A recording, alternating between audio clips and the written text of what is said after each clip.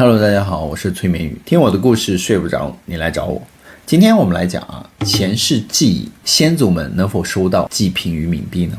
在中国的传统民俗之中祭祀以故亲人呢，是我们对逝者表达思念与敬意的重要的方式。然而，许多人的心中都有一个长久的疑问，就是那些用来祭祀的贡品，他们到底能否享用到呢？烧纸给他们的那些纸钱，他们能否收到呢？收到了之后又能如何呢？今天的这个影片呢，以一个轮回转世的真实的故事呢，来解答我们深藏已久的这些谜团。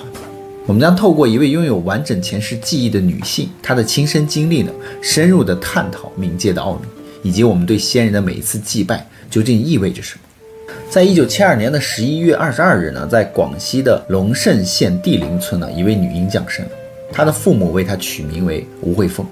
那作为家中最小的女儿呢，她备受宠爱。然而她从2岁开始呢，居然可以完整的说话。吴慧凤就经常在妈妈的面前讲述她前世以及在阴间的种种经历。那由于她记忆力太好，有时候她讲的还过于具体，时常把她的妈妈吓得不轻。妈妈想尽各种办法呢，希望她能够遗忘这些记忆，却始终未能如愿嘛。那随着吴慧凤渐渐长大呢，她有前世记忆的事情在村里就传开了，甚至她前世的丈夫也曾多次前来探望，但都被这个吴慧凤的母亲拒之门外。而镜头前面的这个吴慧凤就说如今44岁的她呢，关于前世的记忆大不如从前了。年轻的时候她能够讲个10天10夜，现在呢只能够记起很少的一些片段了。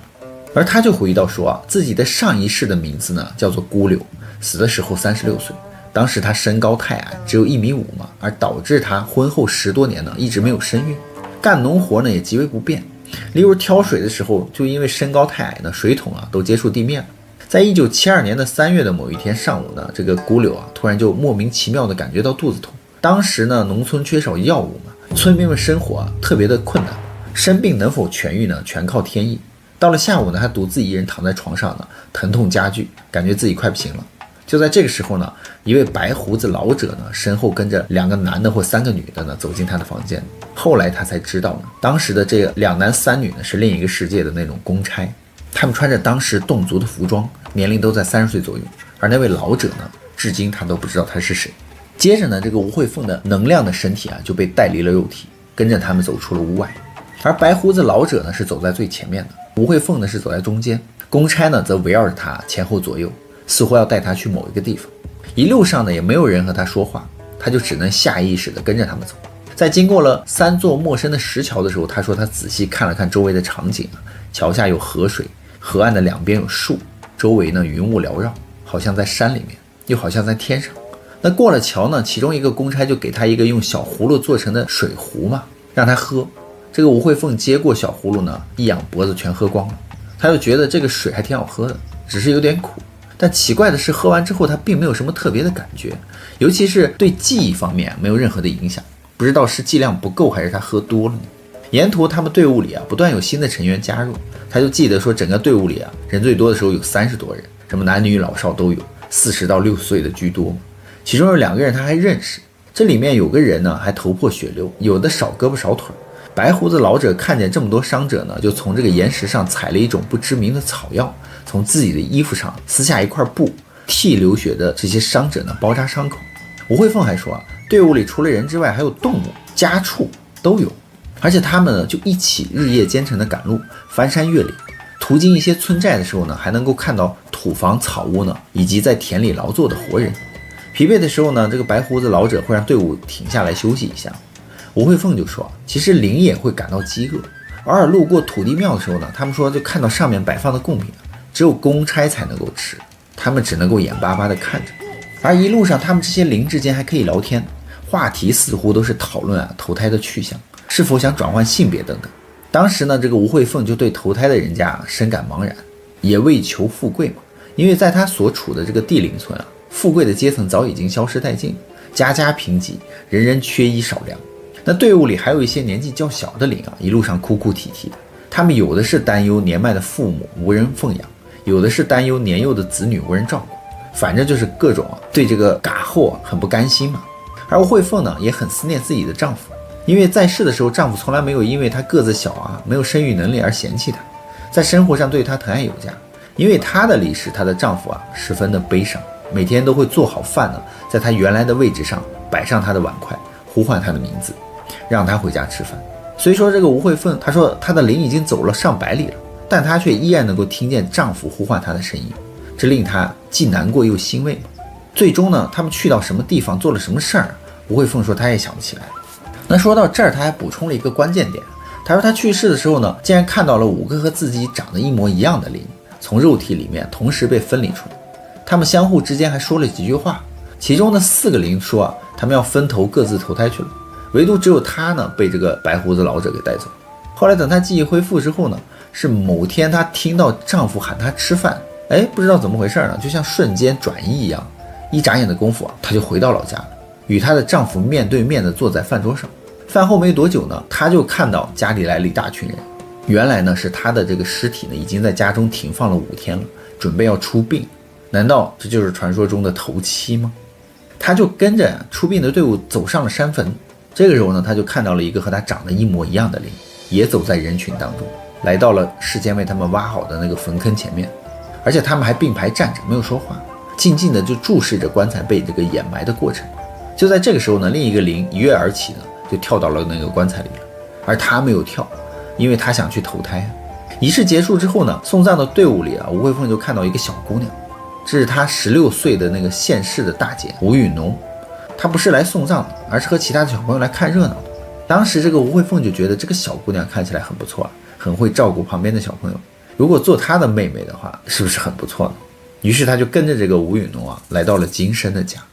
走进吴允农家的时候呢，吴慧凤远远的就看见他家的正门站着一个老公公和一个老婆婆。这2位守家的老人呢，正是当地侗族几乎每家每户都会供奉的青龙土地瑞庆夫人。这2个其实不是地方上的土地公和土地婆，而是本家去世的祖先的灵，他们不愿意去投胎，暂时呢在家守宅保护子孙，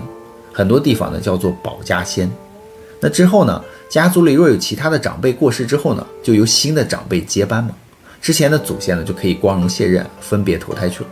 所以这2位老人肯定不会让这个吴慧凤进到他们家去嘛，不仅是不能让他进去，就连活人第一次去别人家做客吃饭，按照侗族的这个风俗嘛，首先要在门口默念一句老人家打扰了，以此呢表示对守门人的礼貌和尊敬。倘若守门人不欢迎的话，可能会捉弄你，甚至会用某种方式驱离你，例如呢让你头痛肚子痛等等。那吴慧凤不敢走正门呢，于是她就悄悄地绕到了屋子的后面，从后门进了屋。进屋过后呢，她就看到屋里除了吴允农这个大姐之外呢，还有2个小哥哥。更让她惊喜的是，就是他们的妈妈已经有2个多月的身孕了。于是这个吴慧凤就感到非常满意便坐在他们家的门后面就不走了。那为什么她要躲在人家家的门后面呢？这个吴慧凤就说她说怕被那个保家仙看见，把她给驱离走。在吴家期间呢，她和吴家人同吃同住，过得非常满意，直到她的妈妈即将临盆的那一天，她才钻入了她的肚子里。那在后面的采访之中呢，这个吴慧凤还描述了说我们阳间的人一直想知道从未被证实的知识点，那就是关于祭祖了嘛，以及贡品和烧纸能否收到的问题。他就说清明节是属于阿飘的那种狂欢日，无论是那些常住到坟里的，还是飘荡在外面的无家可归的，还是像他这样住在活人家里的等待投胎的，他们都是早早来到坟山等候着。人间呢都会带上平时很难吃的美味佳肴来坟山祭祖嘛。不管是谁家的坟前呢，贡品一旦摆好周围不认识的、认识的、本家的和别家的一群阿飘呢，都会一拥而上，开始抢夺这些贡品，狼吞虎咽，时常呢会出现拥挤在前方，所以身强力壮的呢就会抢得多。那后面的老人和小孩呢，什么也吃不着。他还看见过有的阿飘抢了整个猪头，兴高采烈的就跑回到自己的坟墓当中独享起来了，而旁边的人呢，只能瞪眼看着。因此这个吴慧凤还强烈的建议大家在祭祖的时候呢，把那些贡品都分成几份，方便大家使用。除了抢贡品呢，还有一些他们争抢的目标呢就是钱了。其他的地方他说他不清楚，就拿他们当地的一种纸钱打比方，他们烧的是一种活纸，用专业的工具呢在纸上刻出铜钱的图案。当一堆纸钱焚烧殆尽过后呢，在活人看来呢就是一团纸灰嘛，但是在阿飘看来呢，那就是一沓一沓钞票。这时候他们就会冲上去抢。而钞票的面额也分大小，最大的是100，最小的呢还有硬币。当他们拿上这些钱的时候，就可以去对应的商店去消费，买一些吃的穿的。此外呢，这些钱除了能够满足自己的生活所需之外呢，如果在富足的情况下，他们还会拿出一部分钱给在世的子孙后代。那具体的操作呢，吴慧凤也没说，反而就是如果子孙后代有做生意的话，就会让他们在一段时间里突然之间生意火爆嘛，或者让他们得到一笔意外之财，例如中奖。所以大家不要小看轻视和敷衍每一次祭祖的机会，特别是在春节、清明节嘛，必须要认真的对待。这不仅仅是在祭祀已故的亲人，更是在帮助自己呢，有可能积累财富。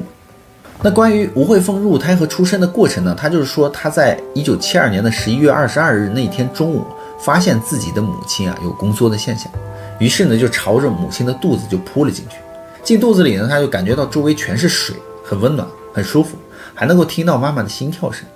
他已经迫不及待的想出去呼吸人间的空气了，于是就使劲的往外钻。刚钻出一个脑袋呢，首先看到的就是他姨妈的脸，还听见姨妈笑着说：“哎呦，这个孩子这么快就睁眼了。”还出来露个头，身子还在里面，就知道开始找人了。